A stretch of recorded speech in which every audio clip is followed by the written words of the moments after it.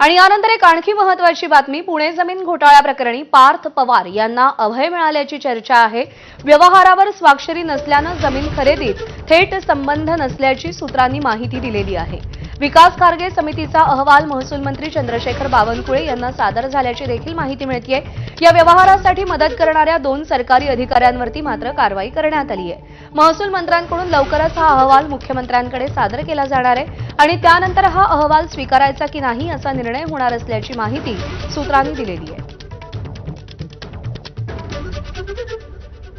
तर विकास खारगे समितीच्या अहवालात नेमकं काय लिहिण्यात आलंय आपण ग्राफिक्सच्या माध्यमातून एक नजर टाकूया। मुद्रांक शुल्क नियमानुसार व्यवहार करणारा जबाबदार ठरेल।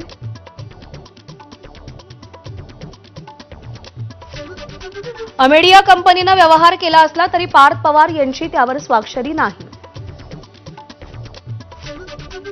पार्थ हे कंपनीचे भागीदार असले तरी त्यांचा मुंढवा जमीन खरेदीमध्ये थेट संबंध नाही।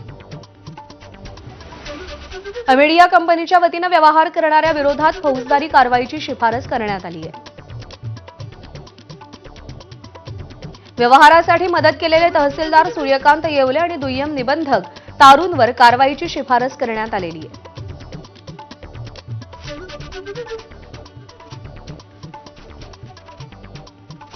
दरम्यान या सगळ्या संदर्भात गृहराज्यमंत्री पंकज भोयर आणि काँग्रेसचे नेते विजय वडेट्टीवार यांनी काय प्रतिक्रिया दिली आहे पाहूया। या संदर्भात ज्या काही घटना घडल्या त्या संपूर्ण व्यवहाराची चौकशी करण्याकरता एक समिती नियुक्त करण्यात आली होती आणि समितीने जो काही अहवाल दिला होता त्या अनुषंगाने पुढची कारवाई करण्यात येईल। पण पार्थ पवार यांना क्लीन चिट ही राजकीय उद्देशाने दिली गेली असा विरोधकांचा आरोप आहे। अजूनपर्यंत मी देखील तो अहवाल बघितलेला नाही आहे, परंतु जी समिती नेमण्यात आली होती ती अतिशय उच्चस्थ पदस्थ अधिकाऱ्यांच्या मार्फत नेमण्यात आलेली होती, त्याच्यामुळे त्यांनी जी काही चौकशी केली असेल ती निश्चितपणे पारदर्शक असेल। या संदर्भात लोकांच्या मागणीनुसार समितीचं नियुक्ती त्या ठिकाणी करण्यात आली होती आणि समितीने अहवाल दिल्यानंतर सर्व गोष्टी समोर येतील। विधानसभेमध्ये हा प्रश्न उपस्थित होणार आहे, त्यावेळेस या प्रश्नाला घेऊन सरकारला जा विचारू कसं क्लीन चिट दिलं आहे आणि एवढ्या मोठ्या व्यवहारामध्ये सामान्य व्यक्ती हा व्यवहार करू शकत नाही। त्याला मोठमोठ्यांचा बरदस्त होता, आशीर्वाद होता, त्यामुळे घडलेला प्रकार आहे।